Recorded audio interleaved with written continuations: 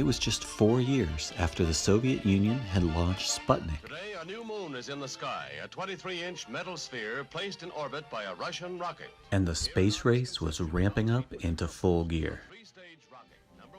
The first weather satellite, launched on April 1st, 1960, Tyros 1, enabled us to see weather, at least in the form of cloud cover, across the globe. For the first time, we could see today's weather from space, which provided clues about what tomorrow had in store.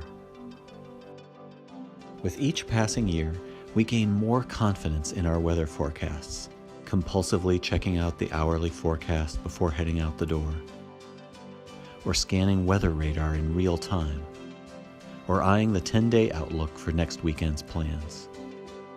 Our ability to predict the weather, though still imperfect, would astound our recent ancestors.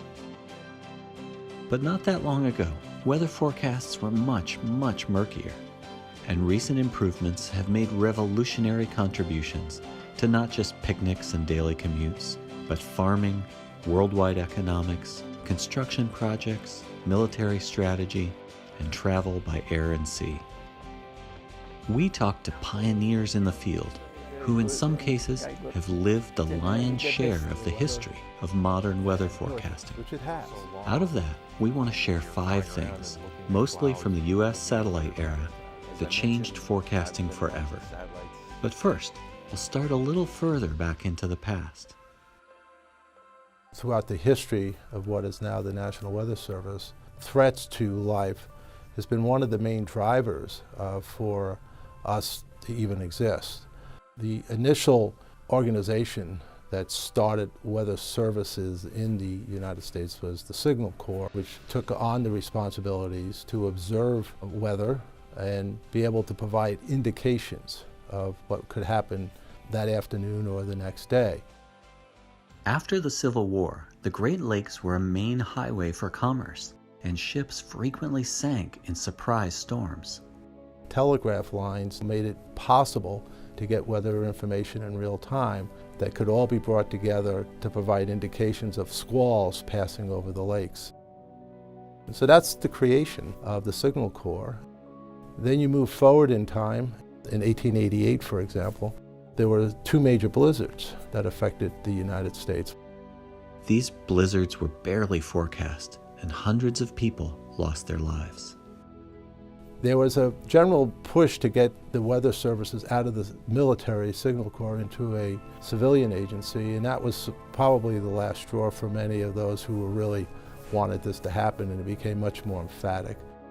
Then the weather disasters of the 1900s, like the surprise Long Island Express hurricane in 1938 and a major tornado outbreak in 1974, spurred interest in new technologies like Doppler radar that could give a local or regional view of developing weather.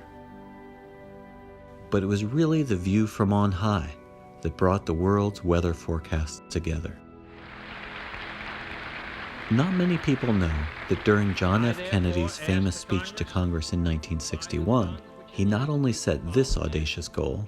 First, I believe that this nation should commit itself to achieving the goal, before this decade is out, of landing a man on the moon and returning him safely to the Earth. He also called out for the development of a nuclear rocket and a worldwide system of communication satellites, and fourth, an additional $75 million, of which $53 million is for the Weather Bureau, will help give us at the earliest possible time a satellite system for worldwide weather observation. Tyros 1 and 2 had already launched before the Kennedy speech, but a long series of Tyros satellites followed after, which were then complemented by the Nimbus program, a set of satellites designed not just to take pictures, but to actually measure aspects of the atmosphere from hundreds of miles away, including temperature, wind speed, and water vapor.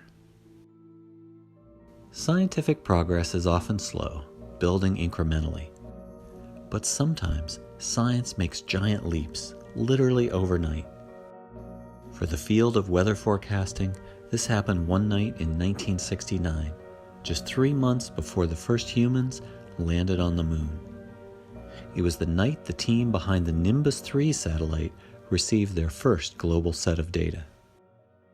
We stayed up all night and plotted these data on a map, hand plotted them. We got the computer, just reams of paper with numbers on them, latitude, longitude, temperature values, altitude and things. It was pretty exciting because it looked very real, just like a real weather map, but this just came from the satellite. Nothing else, just the satellite data.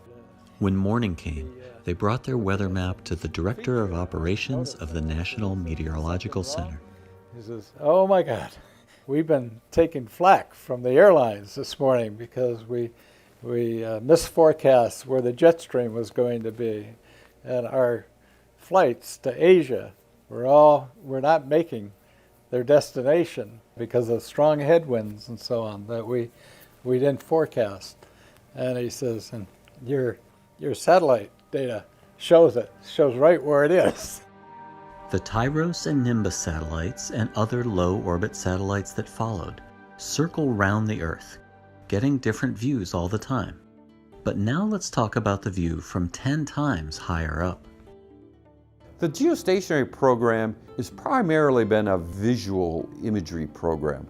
It's basically flying above the equator at the same rate as the Earth spins. So to a person on the Earth, it appears that it's stationary. And what that allows you to do is see the Earth from the same vantage points continuously. So you can basically take movies, so you can update the picture every 30 seconds if you want. When you loop those, you get a sense of the motion of the weather. We forget the days where the TV folks who were talking about a storm being out in the Atlantic couldn't even show where it was, just that the Hurricane Center is tracking it. Papers have been written about how the geostationary satellite was probably the most important observing system with its ground processing in the history of advancing the Hurricane Center, because it gave them the situational awareness of where that storm was, where it was going, and the intensity changes as it was moving in real time. It was just an amazing, eye-opening experience for the Hurricane Center. So, geostationary satellites give us literally the big picture. But from a data standpoint, it's usually been the low-orbit satellites, usually in a polar orbit, that are the workhorses of the weather fleet. The polar orbiting satellites complement the geostationary, basically flying a little over 500 miles up. And when you're at that altitude, you can sense what's in the atmosphere to a lot higher resolution. And for weather forecasting, you really want to understand the state of the atmosphere, primarily temperature and water, vapor, and winds. Twice a day, each satellite is giving a really detailed measurement of the atmosphere and its state, which is the beginning then to understand what is the statement of the global atmosphere to then project it forward to produce a weather forecast. The early Nimbus satellites began our legacy of low-orbit data collection. But one of the biggest leaps came from our ability to measure literally thousands of different frequencies of energy, representing an all-weather profile of the atmosphere. For NASA Goddard Space Flight Center's Ed Kim, that all-weather view is never far from his mind. I have a vested interest in helping improve weather forecasts. The hobby of flying and the work of improving weather sensors is a nice combination. They really go hand in hand. When you're flying around and looking at clouds or looking at weather patterns as you're flying in an airplane, it's hard not to think about what a microwave sensor would see when it's trying to look through that cloud over there to the right. So everybody's probably familiar with radio transmissions. You have a transmitter, you have a receiver. Maybe when you were kids you played with walkie-talkies, or you listen to the radio in your car, there's a transmitter somewhere and the receiver's in your car. The microwave sounders are just the same thing, just different radio frequencies. So you might ask, well, what is the receiver receiving? It's actually receiving natural signals that are emitted by the gases in the atmosphere itself. All natural objects, everything emits very tiny amount of microwave energy. And those microwave frequencies happen to allow you to detect the condition of the atmosphere. And so then you can construct the vertical temperature, we call it a profile, a vertical temperature structure of the atmosphere. The primary reason that you have both the microwave and the infrared is that the microwave sensors in general, for the most part, can see through clouds. Just the fact that you could see through the clouds and still figure out the structure of the atmosphere was a gigantic leap forward. Combined, the microwave data and the infrared data provide that really critical vertical structure information of the atmosphere to the weather forecasters. Essentially the most critical information they need for weather forecasts. So we have a non-stop visual recon of the planet from geostationary satellites and highly detailed atmospheric measurements from polar orbiters. But all that data coming down wouldn't mean much without the quantum leaps in computing power we've seen over this time period, and the massive amounts of work that have gone into creating computer models of weather and our atmosphere. One of the pioneers in this field is Eugenia Kalnay, who, after escaping a brutal crackdown on academia in Argentina, became the first woman to graduate from MIT in meteorology and has possibly the most often cited paper in all of the earth sciences. One of her major fields of study has been the ensemble forecast, basically comparing bits of forecast model information against each other to figure out what's working and what's not. This method allows you to determine whether each observation is good or bad, if it helps the forecast or it makes it worse. And I realized that we could do that with every observation and determine whether it was beneficial or detrimental.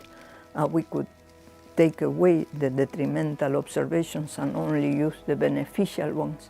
And that has improved the forecast quite a lot, substantially. Not just a little bit that you cannot see, but for 8 days the forecast is better. So that I feel very happy about that result. Before the ensemble, she says, the National Weather Service would calculate a forecast for 15 days, but only show 3 days to the public. But in the 1980s, we made a major leap. That was the first time that the human forecasters there make a forecast for 5 days, and because they saw that all the ensemble forecasts were similar. The TV meteorologists immediately, the most advanced of them, immediately realized that they could give forecast much longer than 3 days. So now we have the data, and we have the computers and the models to run on them. But that still doesn't do us any good if we can't get the data down from the satellites, processed, and then out to the people who need it. We're sitting here at the NSOF building. It's really the operations center for all of our NOAA satellites. So behind me, you can see the floor where not only do we fly the geostationary satellites, the polar orbiting satellites, including JPSS-1, which is now called NOAA 20. The primary purpose of this building then is to fly the satellites and then take the data from those satellites and process it and be able to put out the products for the nation. The data that flows from all of the satellites produces a lot of the products that are used in the weather forecasting that everybody sort of uses every day and may not really understand where it's coming from, but this is the heart and soul of what the nation gets for weather forecasting. So the nice thing about working in this business is we know it's helping people all over the world, and all the countries of the world collaborate very well together in sharing this data because it's all of mutual benefit. But getting those forecasts out is still not the end of the line. In emergency weather situations, the right people have to get the right information to make critical decisions. Well, one of the new areas that the Weather Service is fully engaged in is the idea that making a forecast and a warning is not good enough. And there's a whole range of decision makers. There's organized decision makers, government agencies at the federal, state, and local levels all work together to save lives and property. And then you got individuals. Everybody with a cell phone now is a decision maker. They can download all this stuff and decide whether they're going to evacuate or not, right? So we're into human factors now. We're into social science. So this combination of physical and social science is really a big deal for us in how we meet the needs of the emergency management community. If we all want to get down to societal benefits, this is what we've got to do. We've embarked on this over the last 6, 7, 8 years, and it's starting to work. The part of the mission to protect life and property is really the driver. It's what brings people to work every day, and we certainly are dedicated to that mission.